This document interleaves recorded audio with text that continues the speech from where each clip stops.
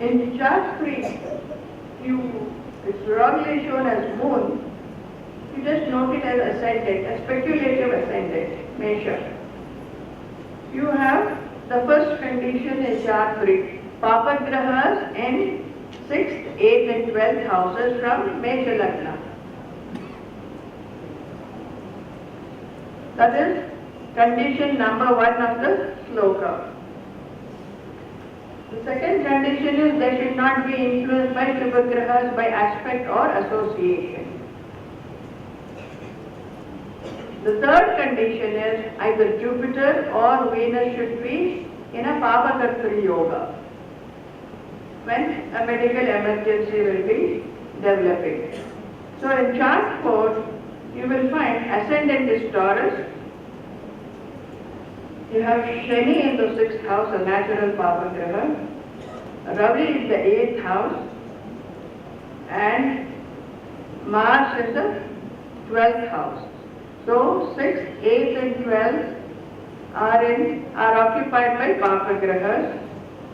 Then the opposition Mars and Saturn, 6th and 12th houses has evil planets.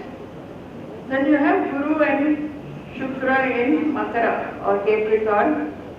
That means Guru and Shukra both come under a Papakartri yoga from Ketu and Ravi, right? The sloka requires any one of these. If both are under a Papakartri yoga, it is all the more serious and medical condition. So, for this speculative planetary positioning, now you can forget about the ascendant. All the other planets can be in their places in Gochara. When such Gochara mutual positions obtain, when Gochara relative positions obtain, then a medical intervention will be necessary in the case of a woman in complicated pregnancy after the 7th month. Now if you look at the planetary positions, Papagrahas and Dusthana, 6th, 8th and 12th. In chart 4, it is Libra, Sagittarius and Aries that are the signs involved. Now 6th and 12th can easily be identified because two planets in opposition. But what about the 8th house? Here the 8th house has the Sun, which means the Sun is in the 3rd from one of the Papagrahas. So when you have the Gochara positions such that two Papagrahas are in mutual opposition and another Papagraha is in the 3rd from one of these Papagrahas, then all the conditions of the sloka are fulfilled, which means some kind of complication can develop for which you should be, the family should be ready.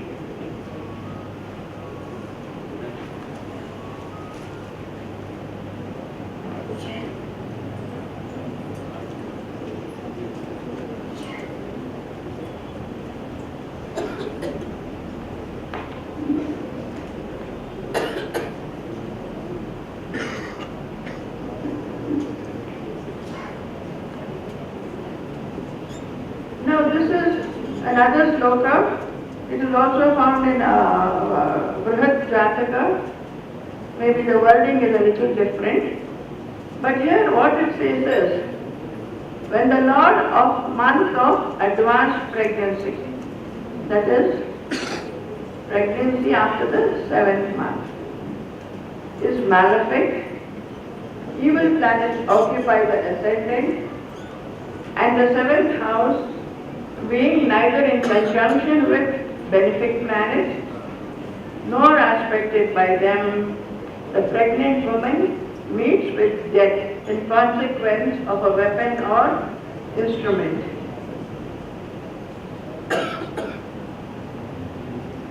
The Sanskrit word used is Shastrena Mrityum Samupaiti Garbhini. The word used for weapon is Shastra.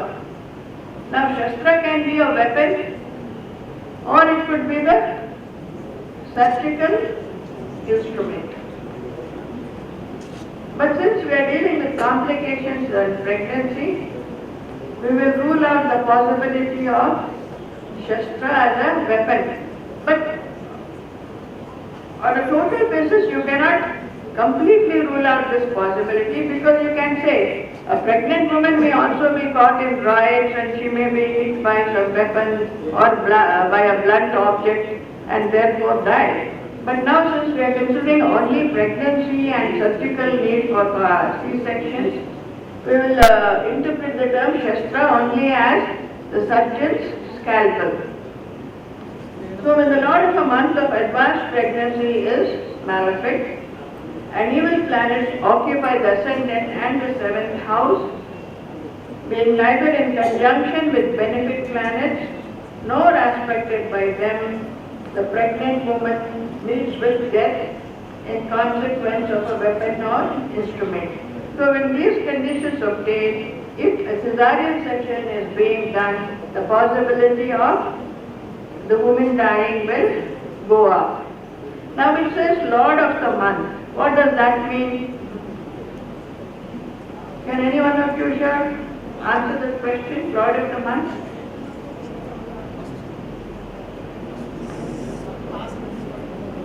I would like you to answer, in the middle I'll be asking you questions, because that way at least I can ensure you're all not dozing off.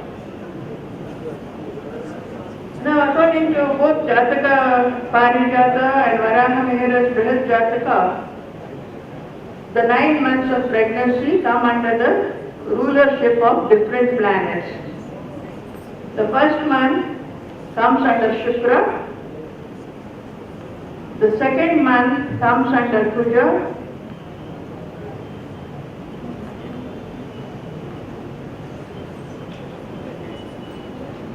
the sloka reference in Brihad Jataka is chapter 4, 16 sloka. Brihad Jataka, chapter 4, sloka 16.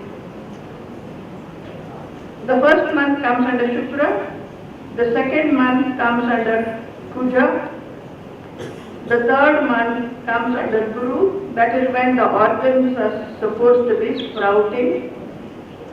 The fourth month, Asti or the bones form.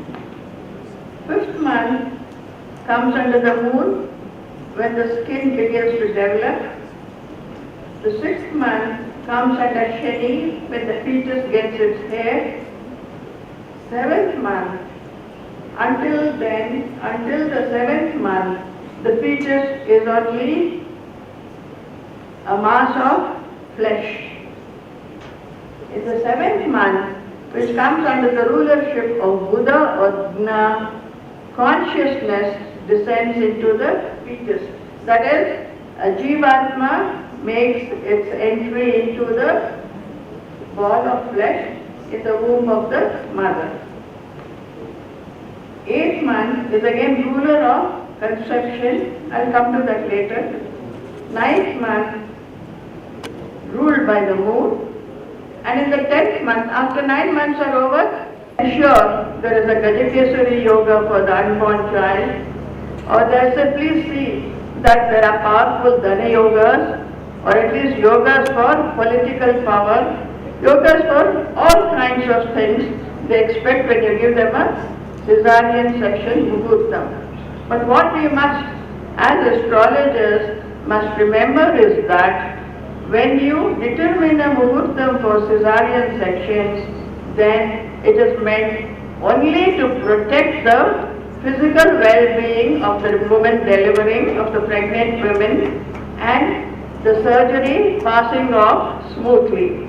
It is not meant to create a destiny pattern for the unborn child.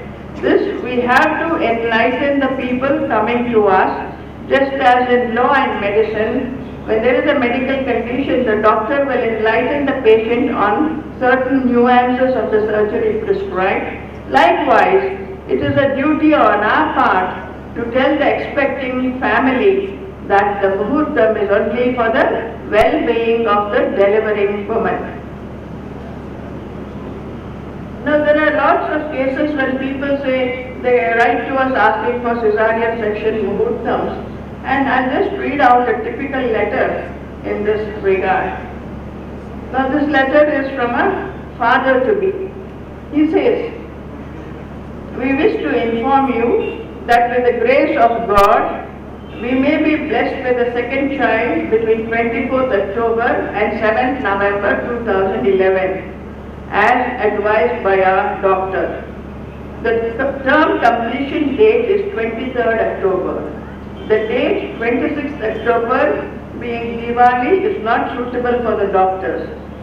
We need your sincere guidance so that the child has good fortune." So this is the reply I gave him. I said, the muhurtam can be given only for the cesarean section based on your wife's chart, and it is meant to ensure the procedure goes smoothly with her well-being protected. The muhurtam cannot and should not be deemed to represent the birth chart of the unborn child. Please be very clear that the time selected astrologically will be only for the medical intervention and has nothing to do with the unborn's future. So the father, he writes again, he says, "My wife is depressed with different problems of life, and for that she prays to God for a fortunate child so that things improve for us. As our first child was a cesarean born, doctors have advised a cesarean again. We need your precious guidance so that we will have a better life and all our problems get solved." So I repeat in my reply, though I can understand your problems, the cesarean section is not meant for solving your problems. It is meant only to ensure the well-being of the mother and to see that the surgical intervention proceeds smoothly.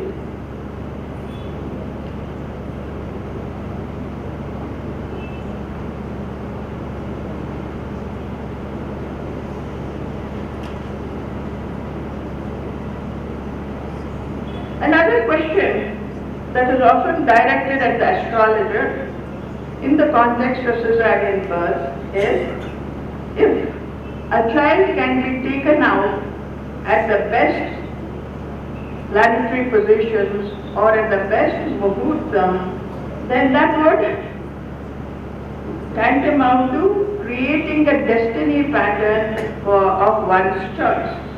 Can astrology really design destinies?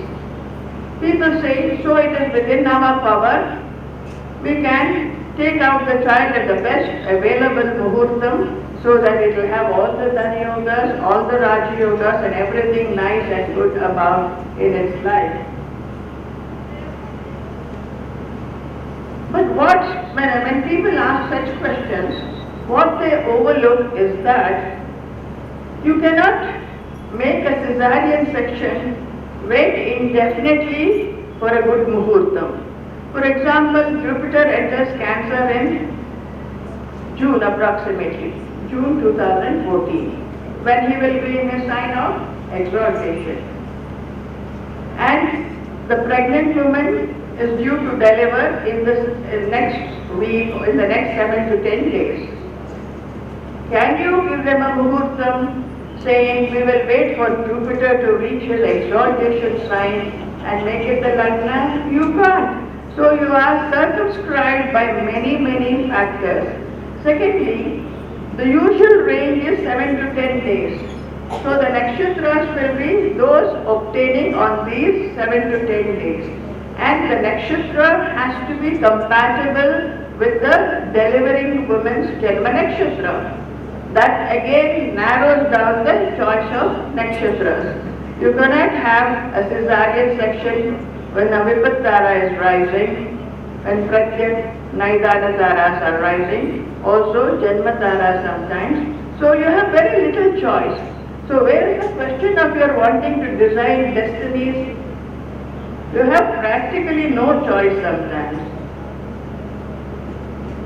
All that we can do is to find the best planetary positions, but only within the time frame of 7 to 10 days.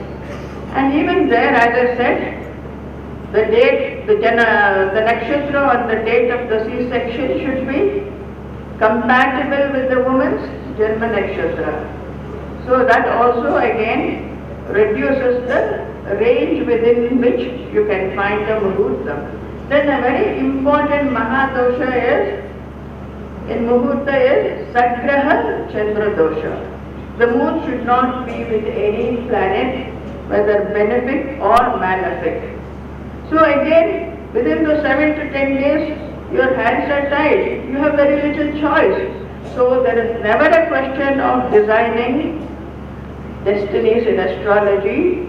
And so when someone says, we can always go in for a cesarean section and get the baby at the best planetary positions, we have to enlighten them that they are riddled with misconceptions. Then again, when it comes to finding muhurtas for cesarean sections, many people say, oh, does everybody look for a muhurta when you want a cesarean section done? There are so many cases we know when no muhurtas were taken and the cesarean sections were performed.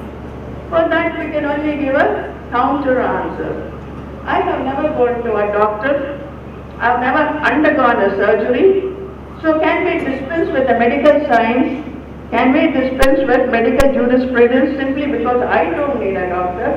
There are hundreds and thousands of others who need medical help. Likewise, if your chart is very strong, if the 5th house is very well placed, you may not require a muhurta even for a cesarean section. The delivery will be smooth, or the cesarean section will proceed smoothly, especially if you are in the dasha of Bhagyadipati or in the dasha of a well-placed 5th lord.